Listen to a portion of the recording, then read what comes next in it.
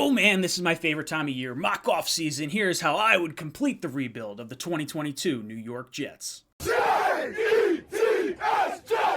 Jets! Alright, welcome to Jets Talk. My name's Ryan, I'll be your pilot. If you're new here, hit that subscribe button. If you've been here before, welcome back. I love having you here.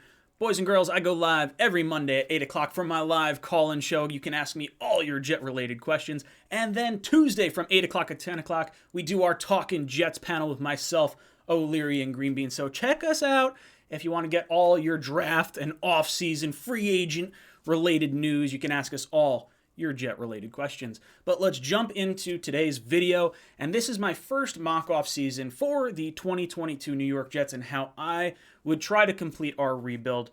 Try to be as realistic as I can. We go through the cap space and the free agents and everything like that. So first one up, let's jump into it. The Jets are going to start their offseason with $67 million in salary cap space. Lots and lots of money. Let's talk about the cuts that we're going to make first, just so we could see where we're going to sit with our full cap space. I would move on from Sheldon Rankins, Greg Van Roten, Ryan Griffin, LaMichael Pirine, and Blake Cashman. That brings us up to $80 million in salary cap space. Lots of money. Lots of money. This is what happens when you have bad drafts for like a long time. Not ideal. But we're going to fix that. We're going to fix that. $80 million in salary cap space. Now we have to discuss who we're going to let walk and who we're going to re-sign from our own roster. So these are all kind of tough. Morgan Moses, I decided to let him walk. I don't think we're going to be able to match the contract that he's going to be able to get in free agency. He's a rock-solid starter, always available health-wise, so if we were able to bring him back on a 1 or 2 year deal, I would have no problem with it whatsoever, but I think he's going to walk. Marcus May, I think the relationship is fractured between the Jets offering him 20% lower than the franchise tag and him hiding his Dewey from the New York Jets. I think he's more than likely gone. Dan Feeney, love the mullet. Don't necessarily love your play, so I'm going to let him walk. Keelan Cole, I was so excited for last offseason. He wound up being a little bit of a dud, so we're going to let him walk. Jamison Crowder, super reliable Jet wide receiver. He led our team in receptions for 3 consecutive years while he was here. Again, I don't see the Jets bringing him back due to age and the emergence of Braxton Berrios. Gerard Davis, first free agent we signed last year. You're gone. Giving you your walking papers. And Foley Fatukasi, really like him a lot. I would love to extend him a fair contract, but I think he will get a bigger deal somewhere else. And ideally, we would love to push John Franklin Myers back inside with Quinnen Williams and add an additional edge on the outside. So I do think Foley's going to be a victim of a crowded defensive line, and someone's going to get themselves a really nice player. So after all that, the Jets are sitting at $69 million. Oh, sorry. No, got to re-sign our guys. Re-signing guys first. So I'm bringing back 5 guys here. My first one, LaMarcus Joyner. He is a little bit long in the tooth. He's like 32 years old. I would give him the vet minimum contract, 1 year, $1 million or so. He got hurt at the very beginning of our season. We didn't really get to see him play at all, and I thought he was poised for a really big season. So Jets need safety help. Bring in a guy that we were high on last offseason. Give him a 1 year deal, cheap contract. I'm all for it. Tevin Coleman, I'd bring him back. Same thing, vet minimum contract, like a 1 year, $1 million deal. He's fast. He knows the offensive system, and I think he's just fine as a running back 2 or 3 in this system. Braxton Berrios, we're going to give him a 3-year, $15 million deal. That's $5 million a year. I love what we got from Braxton Berrios. I don't think Joe Douglas is going to break the bank for him. I think the restructured contract of Jamison Crowder down to that $5.5 million before the beginning of the season was kind of a tell for where Joe Douglas would like to pay this type of position. So 3 years, $5 million a year. I would really like this. You bring Braxton Berrios back. This is someone we claimed off waivers from the New England Patriots. The Patriots are going to be wishing they had not waived this guy. Mike White, we're going to bring him back on a 1 year, $4 million deal. That is the second round tender. You could place the original round tender on him for $2.4 million to save a little bit more money. If someone gives up a 5th round pick, then you would lose him. I don't particularly want to lose Mike White for a 5th round pick, so I'm going with the slightly escalated contract in that second round tender for $4 million. And then I'm going to bring back our kicker, Eddie PINEIRO. I think at the very least, he deserves to come back for a kicking competition with Amendola. 1 year, $1 million. Let them kick it out, and let's see who winds up starting for us at the beginning of the season. So after those re-signings and cuts and everything like that, we are at $69 million in salary cap space. Now, normally you save about $10-ish million for your draft class, but this is different for the New York Jets this year because we have 2 top 10 picks, 2 really high second round picks, and then a bunch of other picks. So we got 9 picks total. We're going to need about $20 million just to sign our draft class. So with that being said, we effectively have $49 million to work with in salary cap space after you factor in rollover and everything like that. So let's go into free agency. Let's figure out who we want to target. Joe Douglas so far has not been over the top in terms of signing major contracts. We've seen Carl Lawson 3 years, $15 million a year. Corey Davis 3 years, $12 or $13 million a year are kind of our top end contracts. Well, I think Joe Douglas is going to go out and spend a little bit more money now that he has a better idea of this defensive system, this offensive system, and kind of knows the fit of players that we need to bring in. So my first free agent that I'm looking at, my top target, that's going to be Cowboys tight end Dalton Schultz. He's 26 years old. I'd like to give him a 4-year, $50.7 million contract. That is per Spot Track as his deemed value. That's $12.6 million a year. That would make him the 7th highest paid tight end in the league. Pro Football Focus graded him as a 78.1. That is good enough to be the 8th overall tight end in the NFL this year. He has had over a 70% catch rate each year in the NFL, aside from like 3 years ago where he only had like 3 targets. So this guy knows how to catch the ball. We've had a bunch of issues with drops. I think you give Zach Wilson a reliable target. Tight end has been a huge issue for the New York Jets. We have virtually no one on the roster. Go out, spend some money, get the best one available to you to help your young quarterback. This guy had over 100 targets, 78 receptions, 808 yards, and 8 touchdowns this year. This is absolutely the security blanket that you need for Zach Wilson. Next up, I'm looking at the Buccaneers, and I'm looking at their cornerback, Carlton Davis. He's going to be 25 years old, or he is 25 years old. I would like to give him a 3-year, $45 million contract. This is the same contract that James Bradberry got with the New York Giants. $15 million a year. That would make him the 8th highest paid cornerback in the NFL. It's definitely a little bit of a reach when you look at his Pro Football Focus score, 66.6. He was the 40th ranked cornerback according to Pro Football Focus. But this guy follows the number 1 wide receiver around the field, and I do think you gamble on upside here. Maybe it's a 1-year deal that has the upside to pay him for a full 3 years. Whatever you want to do, I do think this guy is probably worth some of this money, especially when you consider how valuable cornerback is overall across the board. He does cover their number 1 wide receiver around the field, but he does get a lot of penalties because he's a little bit more of a physical cornerback, so you're going to have to kind of live and die with that sort of cloud hanging over your head, maybe, possibly. But I do think this guy would significantly increase our productivity in the cornerback room. I like Bryce Hall on the one side. I think Eccles moves more into a depth role, and I think Davis steps in as the full-time starter opposite Hall. Next up, I'm looking at the 49ers. I love bringing in pieces from other teams that our coaching staff has come from. And this person, guard LAKEN Tomlinson from the 49ers, 3 years, $27 million. That's $9 million a year. He knows the blocking scheme. He graded out as a 76 overall on Pro Football Focus. That was good enough to be the 12th overall guard in the NFL. Now, if you want to go a different route, a younger guy, because Tomlinson is 30 years old, or he's going to be 30 years old, so he's a little longer in the tooth here. You could go with someone like James Daniels from the Bears, knows the zone blocking scheme, absolutely love it. You would have to sign him to a larger contract and probably a longer-term deal. If you're cool with that, maybe you go that route. I just kind of think bringing in someone that knows the coaching staff already is probably a little more realistic as far as bringing in a free agent. Next up, I'm looking at the Texans, and there's not too many players I want from the Texans, but their safety, Justin Reed, is someone that I think intrigues me enough.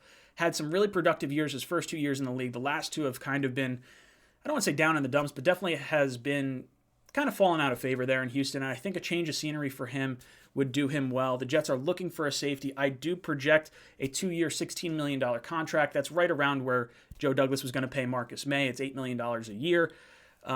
He graded out as a 51.8 on Pro Football Focus, so really not that good, but again, you're banking on upside here at the safety position, and with Ashton Davis, maybe a Pinnock back there, you already brought back LaMarcus Joyner, bringing in someone like Justin Reed on a 2-year contract, I think is a safe move for Joe Douglas.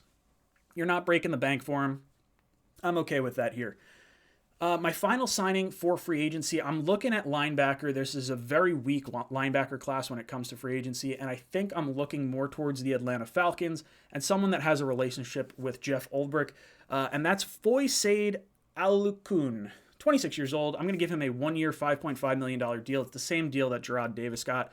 Again, productivity really hasn't been there. He knows the defense. This is more of a depth signing. You do still want to try and get a linebacker in free agency, but now you have Quincy Williams and him kind of duking it out for a little bit of depth spot there. You already have CJ Mosley, but again, you still want to bring in someone at that linebacker position. So that rounds us out with about $23 million in cap space, just enough to go into our draft class. We have 57 players under contract with everything that we just did. You're only allowed to have 53, and the top 51 count against your salary cap. So don't worry. We've got plenty of options, which means we'll be able to clear out a lot of low-end depth by adding some of these guys as well. So let's head into the draft. There's a lot of directions that you could go here, and I think for me, honestly, at number 4, I'm hoping that we could start a huge hype train for the New York Giants. And Giant fans, I want you to be in on this too, because it's to your benefit for teams to think that you are going to take a quarterback at number 5. 1, so the Jets can trade out, and 2, so a quarterback goes before you so you could get a better player. So I'm pushing real hard for the trade down. There's a few guys I really, really like right around that 10 to 15 range. If you could have Washington jump up while getting a first-round pick from them next year, I would be really, really excited to kind of go that route. But at number 4 overall, assuming Hutchinson and Thibodeau are off the board, I'm hoping that a quarterback maybe goes before us, and Evan Neal, the versatile Alabama tackle, winds up falling to us. 6'7", 350 pounds. Pro Football Focus graded him as an 84.5 overall. He's so versatile. This guy has played guard. He has played right tackle. He has played left tackle. So you bring him in. You wind up protecting Zach Wilson. You already let Morgan Moses walk, so you can move Fant over to the right side or Becton to the right side. Play whoever you want at the tackle positions. And then Fant on his 1 year left on his contract gives you a little bit of safety. So if he does decide to leave, you kick Neal out to one of the tackle positions. This year, I think you play him at guard, and then you let McGovern, who played well towards the end of this year, at center, and now you have finished a rebuild, or at least gotten very close to finishing a rebuild. We'll finish it the rest of this draft. You'll see. But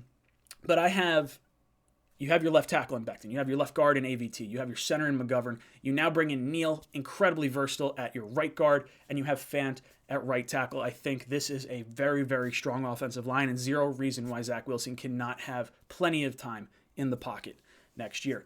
At number 10, this is pick 1B. I was all sorts of torn where I want to go with this. I would love to take Nakobe Dean here. I really, really would. That's part of why I would like to trade down. If I could come away with Nakobe Dean and maybe an offensive lineman or maybe a wide receiver or someone of that nature, I think I'd be really, really happy. But here at number 10, we're helping our quarterback yet again, and we're grabbing Treylon Burks, the wide receiver from Arkansas. I think this guy is absolutely elite. At 6'3", he's 225 pounds. He graded out as an 85.2 on Pro Football Focus. This guy has elite size and speed, and he is going to get 50-50 balls. This is an area that the New York Jets have really kind of struggled with. We don't have that guy that can go up and win those battles. He is incredibly versatile. I know he's ranked towards the back end of the first round right now from a lot of the draft sites that I'm looking at, but I think his stock is absolutely going to shoot up as we get closer to the combine. At our number 35 pick 2A, I'm looking to get our edge rusher here. This is something that I really wanted to get at number 4. Unfortunately, the board doesn't fall that way. I'm looking at Jermaine Johnson II, the edge from FSU. He's 6'5", 262 pounds. He graded out as an 81.1 on Pro Football Focus. He is number 23 on their big board overall. Edge rusher does end up being incredibly valuable, so it could wind up in a situation where this guy goes higher and higher as the draft rankings kind of come out. So this is a prospect that I'm not super confident is going to be there, but we're going to say he is for this practice.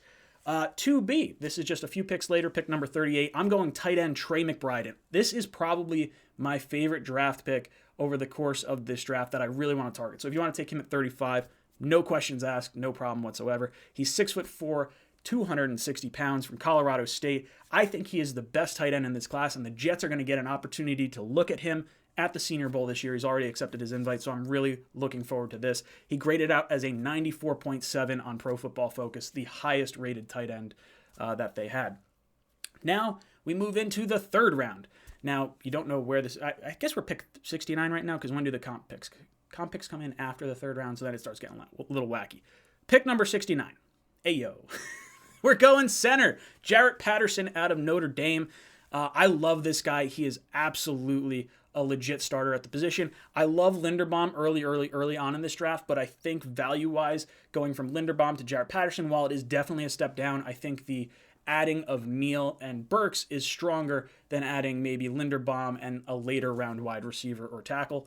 So Jarrett Patterson, 6'4", 307 pounds. He graded out as a 79.7 on Pro Football Focus. The Jets have now completed their offensive line rebuild. Really like this across the board. You probably start McGovern and let Patterson kind of get some reps. And if you get an injury, he could fill in across the board there. Now, at 4A, this is where I'm starting to look linebacker since we obviously didn't go with Nakobe Dean early on. I'm looking at Chad MUMA out of Wyoming. He is a violent blitzer with a knack for finding the ball. He is going to the Senior Bowl, so the Jets are going to get an opportunity to look at this guy as well. He's 6'3", 242 pounds. He graded out as a 90.3 on Pro Football Focus. I do think the Jets are going to try and capture some of these later round picks. I don't want to call them late round picks, mid to late round picks from the Senior Bowl, because you get extended time talking with these guys. With everything that's happened the last year and a half or so, you don't know what combines and pro days and all this stuff is going to look like. So this type of interaction with the New York Jets is going to be absolutely critical for how we draft. In the fourth round, I'm looking high upside guy. This is someone who doesn't have a whole lot of tape. I've tried looking him up, and it's not very promising in that respect. But I'm looking at TARIQ Woolen, the cornerback from UTSA. He is going to the Senior Bowl. Think huge frame, 6'3", 205. He's 10 pounds heavier than Richard Sherman, the cornerback that Robert Saleh had at his time in Seattle with that Legion of Boom. I could see him wanting a big body type corner like this, and I think this late in the draft, with so many draft picks, you have an opportunity to take a really high upside guy that also has a really low floor, but this is the kind of swing you want to take it on. In the fifth round, I'm looking tackle, because you never know what could happen. You want some depth here. I'm looking Matt WALTZKO. WALTZKO? Tackle, North Dakota. 6'7", 305. He graded out as a Pro Football Focus grade of 81.7. He is going to the Senior Bowl as well. This is another one of those opportunities that the Jets get to put him through their blocking scheme. So if they like him and he has a high enough upside, maybe you snag him late in the fifth round. Or early in the fifth round? Early in the fifth round. Pick 5B. I'm looking running back. I would like to add a little bit of depth. I love Michael Carter, like Tevin Coleman. Would like to add a little bit of bruiser type back here. I'm looking Kennedy Brooks, the Oklahoma running back. He is 5'11", 215 pounds. Pro Football Focus graded him out as an 88 overall. I think the fourth and fifth round, that's kind of the sweet spot for running backs for where you could find some really good value. That's kind of where I've tried to go with this. Go for the harder to nab positions earlier in the draft, and you kind of find the sweet spots later on as you go. So guys, that's my first mock offseason of the NFL offseason. Let me know what you think of it. Do you like the draft picks? Do you like the free agency? Do you hate any of them? Let me know. I don't care. I'm just a fan. You can rip me all you want. Let me know your thoughts in the description or in the comments down below. And as always, go Jets. Jets!